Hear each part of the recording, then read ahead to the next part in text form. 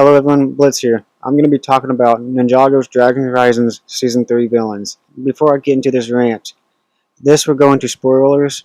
I have seen the leaks of this season, so I'll be talking about them. And I'll still support the official release. It's coming out in a few days. Click off this video if you don't want to be spoiled, or you just don't care. I just recently got back into watching Ninjago. I stopped watching after the original series ended with Seasons 15-16 Crystallize. I was aware of Dragon's Horizon Season 1, but it was only the first part, but got busy with life, and I started watching again here in May 2025. I had to skip through most of Season 2 of Dragon's Horizons. It just dragged on way too much sometimes. In this rant, I'm going to be talking about how much I am disappointed in the villains of the Forbidden Five in Thunder Fang. Before I start talking how disappointed I am in these villains, like my imaginary friend, I'll get comments saying they're not that bad of villains, you're just hating, they are great. I like to say, no, they are not bad villains, but they aren't great either. It's okay to like and love these villains. They're definitely not the worst villains in the series, but a disappointing villain is a bigger letdown more than an awful villain. I'm going to go over the story here first. I will throw a timestamp up so you can skip to the rant. In Season 2 of Dragon's Horizons, Bonzel, the spell, explained her backstory and talked about how she was used to trap the Forbidden Five into Neverspace. The Forbidden Five were elemental masters of the wilderness, aka Chima, who turned to evil, who wanted to conquer all the realms, and was defeated by dragon masters. In Bonzel, centuries later, Roz wanted to free the five, using a blood moon ritual. In Cloud Kingdom monks, he sent Jordana to kidnap Bonzel to undo the spell that sent the five to Neverspace. The ritual started, a portal was opened, but the ninja interfered, Kai was sacrificed, and Nock was free. And Rox's spirit was freed and possessed Jordana, and the rest of the five were still trapped. After the ritual failed, Roz called upon his master and they escaped. Roz didn't trust Nock, so he put a device on him to control him. The ninja and Roz's team competed in the Tournament of Sources at the City of Temples. By the end of the season, Sora and Nock fought. She destroyed the device on him, and Nock won. He had all the competitors' powers, and he betrayed Roz, freed the rest of the Forbidden Five using Source Dragon scales, or I really don't know or remember. Rox's spirit returned to her body, and the rest of the five were weakened when they crossed the portals of Neverspace. Nock fought the ninja and Roz. He lost all the competitors' powers that were returned to their owners. Nock and the rest were escaping by destroying the portal gates. Roz tried to get revenge but was knocked out, and Nock wanted revenge on him for being his puppet. And Aaron chased after them, and the ninja tried to as well, but the gate was destroyed. And that's where the story ends in Season 2. When Season 3 started up, Rox was telling the story of Thunderfang on how he wanted to be a Source Dragon. Then he was denied that opportunity, and he started causing chaos on the City of Temples, and was defeated by an Archdragon of Focus, and was chained up for millennia under the First Realm. Rox and her crew attacked a couple, wanted their supplies. Zark used his powers of misfortune on the couple's vehicle, and Kerr used her powers of decay on them. And they went to the Dragonian village, fought the villagers, found a cave, and met face to face with Thunderfang, who anticipated their arrival, explained how they were humiliated, and so was he. They wanted the ultimate power, and he told them to find the 5 prismatic blades to free him, and he will give it to them. Before leaving, he gave them a bit of his powers to corrupt the Dragonians, and were on their way to find the blades. The ninja found one of the blades stuck in a robot puppet and ran into Zark, and Zark lost and went back to Rox. Kerr went to the City of Temples to get one of the blades that was broken that was used in the tournament. Roby tried to sneak up on her, but she noticed and she used decay on him and took the blade back to Rox. And she took the blade to Ninjago to make a wish to fix it with the Jin Aerocore. He wished for Nia, Sora, and Ryu to fight her and the corrupt Dragonian soldiers. Rox brought a device to trap Aerocore that she forced him to wish it to be fixed, and the ninja was able to free him and fought Rox, and she left with the blade. Rox went to the floating ocean village and got another blade that was the monster's tooth back in Season 1. Nock went to get a blade that was with Rapton and his freebooters. Zane and Picture tried to interfere, but lost. Nock caused the futuristic train the freebooters use to go fast, and he left, and Zane managed to stop it. Roz and Aaron as the last one, and they were in the world first. And they were in the world first, with a ninja in front of them, with a blade. And Drix was sent to get them. He managed to defeat the ninja and capture Roz as a prison for Noct. They brought the blades back to Thunderfang and freed him. And unbehold, he betrays them by sucking up their souls, and he escaped his prison, and he fought the ninja. He later sucked up Lloyd's soul. He was killed by Eren using his object spinjitzu on a bottle of soul energy that turned him into stone, that turned him into a statue, killing him, freeing all the souls, but still keeping the Forbidden Five souls. He was transported to the Spectral Lands, where he continued to do his bidding, and he sucked up Moro's soul. Before I talk about this next part again, Dragon's Rising Season 3 Part 2 ain't out yet. So, this is your spoiler warning. Can't say that right.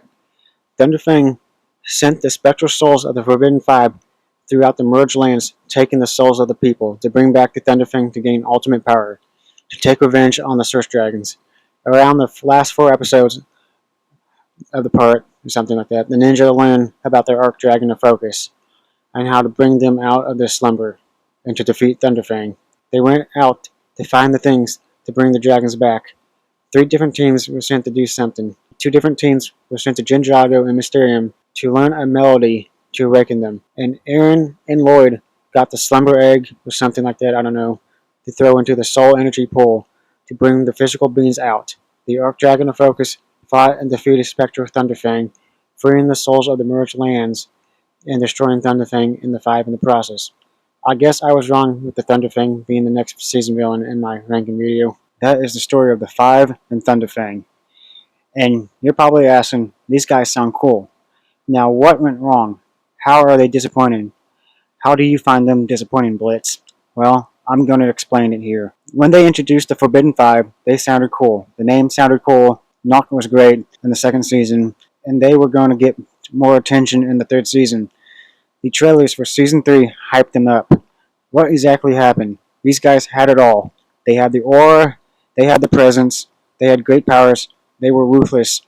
They were those guys. But what exactly is the problem? Well, they didn't really do anything. Nothing special at all. Half of them don't really speak. Most of the time. Most of them don't use their powers. Zark gets looked down upon by them.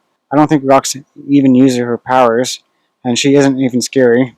Kerr barely speaks and does anything. Drix actually has the best scene in the show, but barely does anything.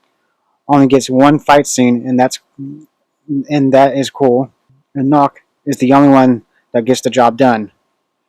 Anytime they do Shatter Spin, it gets counterattacked by Rising Dragon really fast. The ninja always humiliates them. All they do is go on Fetch Crest to get special swords. They are pretty much errand boys. They got betrayed and sidelined for the ultimate big bad, who also doesn't do anything. Thunderfang was also hyped up, who turned out to be a nothing burger. For the first half of the season 3, he is pretty much chained up in a prison just waiting to be freed. In the second half of the season 3, all he does is stay in the Spectral Lands and complains on how he's not a Source Dragon. He sends the Forbidden Five to do his bidding to get souls through the merged lands for his master plan. They don't even have a personality anymore.